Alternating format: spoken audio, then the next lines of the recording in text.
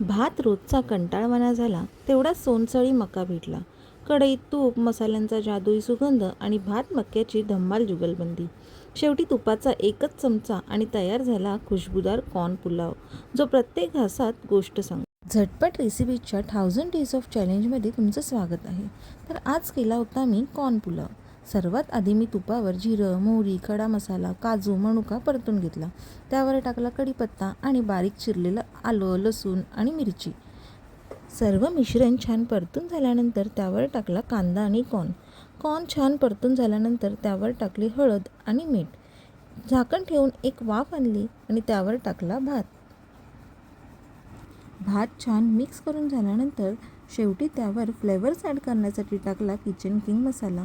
झाला आपला कॉर्न पुलाव तयार. तुम्हीसुद्धा नक्की ट्राय करा. अशाच नवनवीन भन्नाट झटपट रेसिपीज बघण्यासाठी माझ्या पेजला नक्की फॉलो करा आणि व्हिडिओ आवडल्यास लाईक करा आणि शेअर करा. चला तर मग भेटूया उद्याच्या नवीन व्हिडिओमध्ये. बाय.